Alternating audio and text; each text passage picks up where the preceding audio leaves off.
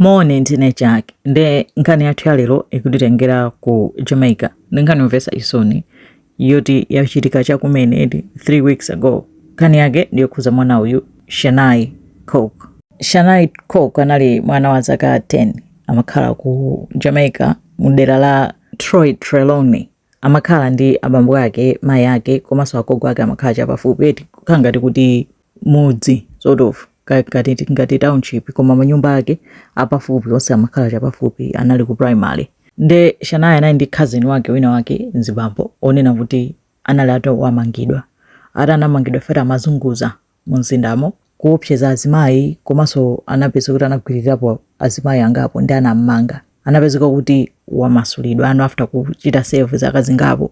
Ndi abambo ake cousin wa Shanai anamutenga kubwereraso kumudziko. Ndi anthu anakuya kuti sono munthu izochitika zake zosaziwika bwino.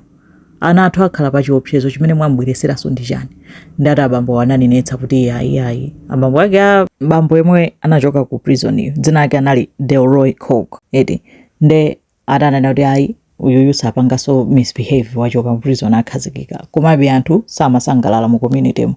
Nde abambo ake amwe ananantchula uja Shanai Coke anali cousin wake ameneyo panja auti anamuuza Delroy kunena kuti mene wabwera kuchoka ku prison musukuti wosewesa ana athu mtendere yayi tili ndi ana tufuna ana athu akhale bwinobwino tonse timakhala bwinobwino pamodzi pano iweyo utachoka. Ndi anawalonjeza kuti siningapange chipongwe. Nde anapezeka kuti 3 weeks ago Shanai wachoka ku school wafika ku nyumba kwa agogo ake.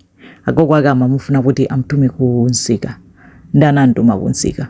Nde Shanai ananyamuka kumapita ku nsika. Agogo ake akudikirira kana ntuma chana kudabwa 30 minutes kena ko anawa Shanai nthawi zonse ndikantuma mangothamanga nkubwera ndizomwe ndantumazo. Nde anatuma anthu kuti tamulondoleni Shanai ndamutani ndantuma kunsika sana bwere.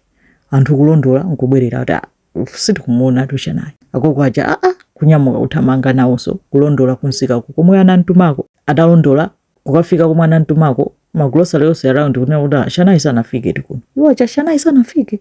Anamba panga panic. Kunena kuti tsono mwana ali kuti. Anathamanga kuuza anthu ngwamba nokumangoyang'ana ochita sechena kukanena polisi kuti khangati mwana wasowa ndi aliyesa anali palikiriko tani kosakasaka.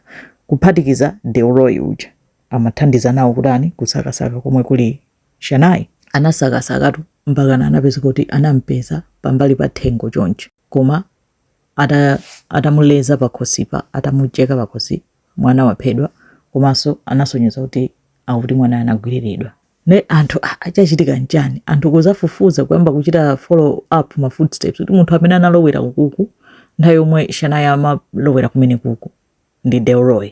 Ngakhale amathandiza nawo kusakasaka anthu nkuntembenukiranso Delroy ucho kuti inuyo mwangobwera kumene apa pachitika chiwembu. Munthu amene ankachita chiwembu before kupita ku prison ndi iweyo.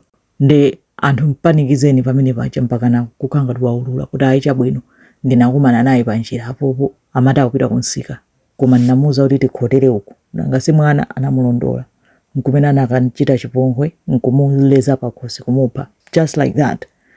Nde anthu anakwiya nde amumenya Delroy. Abambo ake kuthamanga kuti kuzayesera kutani kumuletsetsa. Nde abambo ake omwe wamenyedwa nde amamukhapa Delroy. Abambo ake awakhapira limodzi kuti mufuna kuteteza ndani inuyo ndamene mwambweretsa tenani kuti muzambweretse mu community. Awakhapa ndi abambo ake omwewo amugenda amuvulaza. Mene apolisi amafika atadzadza magazi mavidiyo ake akuzungulira akuchita drip magazi.